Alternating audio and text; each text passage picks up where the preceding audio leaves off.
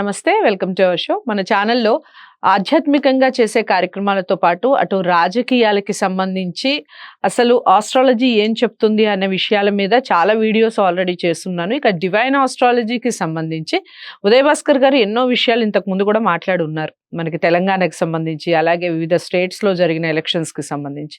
ఇక ఆంధ్రప్రదేశ్‌లో జరిగే ఈ ఎలక్షన్స్ చాలా చాలా ఉత్కంఠభరితంగా సాగుతున్నాయి. ఇక నంద్యాలకు సంబంధించి ఇప్పుడు తెలుసుకోబోతున్నాం. నంద్యాల ఎవరు కైవసం చేసుకోబోతున్నారు పార్లమెంటు స్థానం, అలాగే నియోజకవర్గాల వారీగా అభ్యర్థులు ఎవరు గెలుస్తారు, ఎవరి ఖాతాలో ఎన్ని ఎమ్మెల్యే సీట్లు పడబోతున్నాయి, ఈ విషయాలు తెలుసుకునే ప్రయత్నం చేద్దాం. నంద్యాల వాసులు అందరూ కూడా వీడియో చూడాలి అంటే తప్పకుండా వీడియోని ముందైతే స్కిప్ చేయకుండా చూడండి.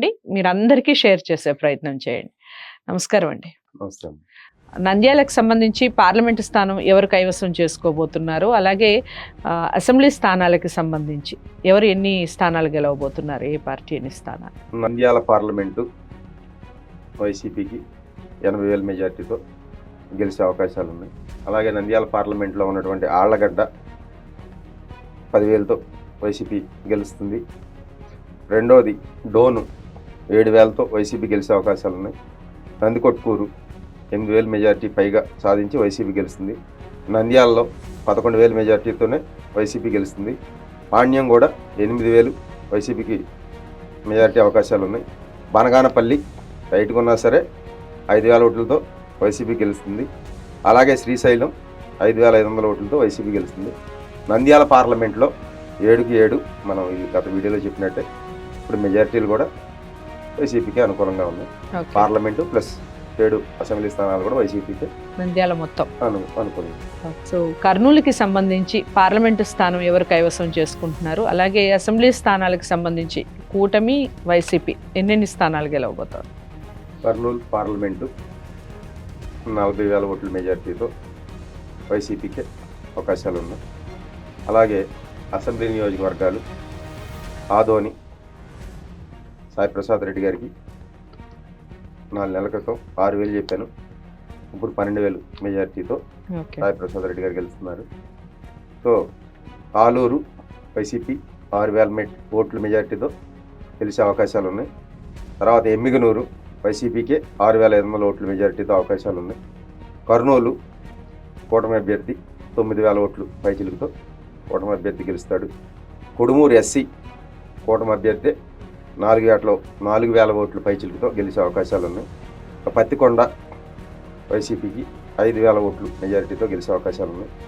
మంత్రాలయం బాలనాగిరెడ్డి గారు 4 నెలల క్రితం 10,000 అని చెప్పాను, ఇప్పుడు వైసీపీ మెజారిటీ 16,000తో ఆయన గెలిచే అవకాశాలు ఉన్నాయి.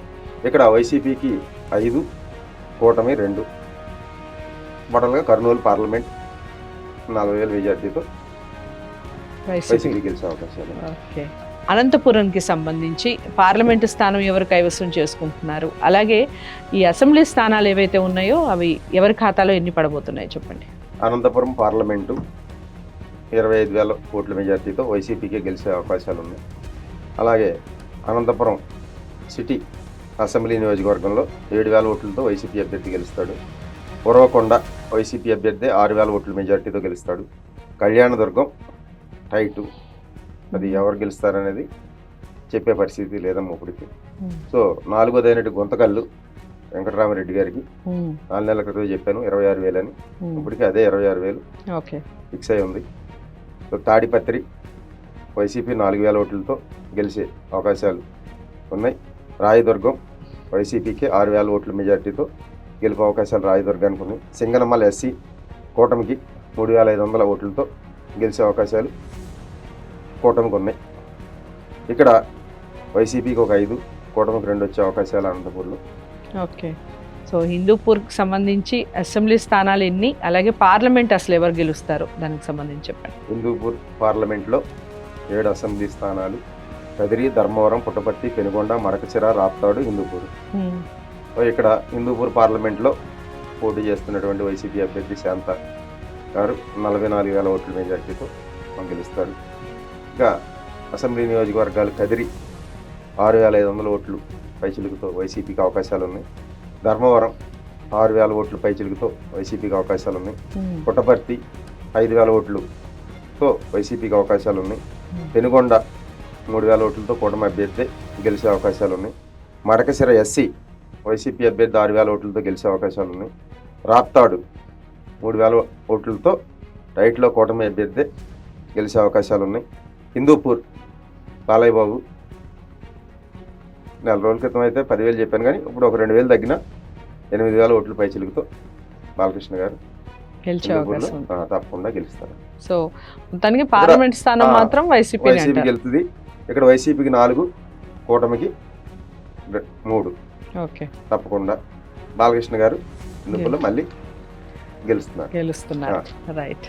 సో అదండి సంగతి. కాస్త సంతోషించదగ్గ విషయమే అటు కూటమికి, కానీ మొత్తానికి వైసీపీని మెజారిటీ స్థానాలు గెలుచుకుంటుంది. పార్లమెంటు స్థానం ఏదైతే ఉందో అది మళ్ళీ వైసీపీ ఖాతాలోనే పడబోతోంది హిందూపురంకి సంబంధించి. నమస్కారం అండి. నమస్తే. సో కడపకి సంబంధించి పార్లమెంటు స్థానం ఎవరు కైవసం చేసుకుంటున్నారు, అలాగే ఎవరి ఖాతాలో ఎన్ని అసెంబ్లీ స్థానాలు పడబోతున్నాయి చెప్పండి.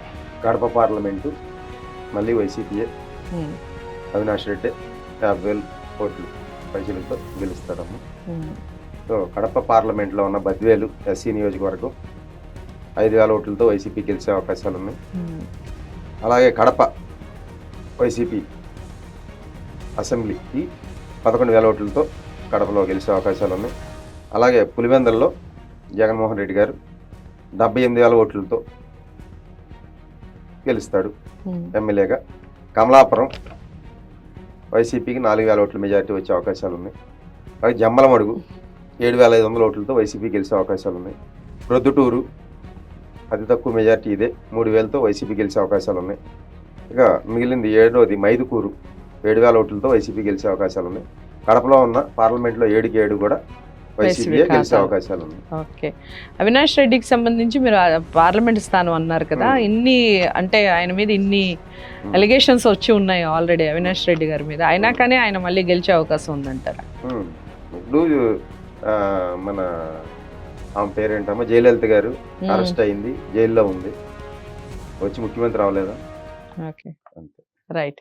సో అదండి పార్లమెంటు స్థానానికి సంబంధించి. కడపకి సంబంధించి చాలా ఇంట్రెస్టింగ్ న్యూస్ అని చెప్పొచ్చు ఇది, ఎందుకంటే చాలా మంది అవినాష్ రెడ్డి అంటే అసలు తెలవని వాళ్ళు లేరు. ఈ 5 yearsగా బాగా నానుతున్న పేరు ఏపీలో ఏదన్నా ఉంది అంటే ముఖ్యమంత్రి జగన్మోహన్ రెడ్డి పేరు ఎన్నిసార్లు మాట్లాడారో, ప్రతిపక్ష నాయకులు ఎవరైతే ఉన్నారో వాళ్ళు అవినాష్ రెడ్డి పేరు కూడా అన్నిసార్లు మాట్లాడున్నారు. అయినా కానీ పార్లమెంట్ స్థానంలో గెలిచే అవకాశం ఉందన్నట్టుగా చెప్తున్నారు. మొత్తానికి క్లీన్ స్వీప్ అని చెప్తున్నారు. అసలు కూటమి ఒక్క స్థానం కూడా గెలిచే అవకాశం లేదట కడపలో. చూద్దాం, ఎలక్షన్స్ జరగాలి, రిజల్ట్స్ రావాలి, ఎలా ఉంటుంది, ఎవరు ఎన్ని స్థానాలు గెలుస్తారు, ఉదయ్ భాస్కర్ గారు చెప్పిన మాటలు ఎంతవరకు నిజమవుతాయి, కొంచెం వెయిట్ చేయాలి. తప్పకుండా కడప వాసులు అందరూ ఈ వీడియో చూడాలి అంటే మీరు లైక్ చేసి షేర్ చేయండి, ఛానల్ని సబ్స్క్రైబ్ చేసుకోండి. నమస్తే.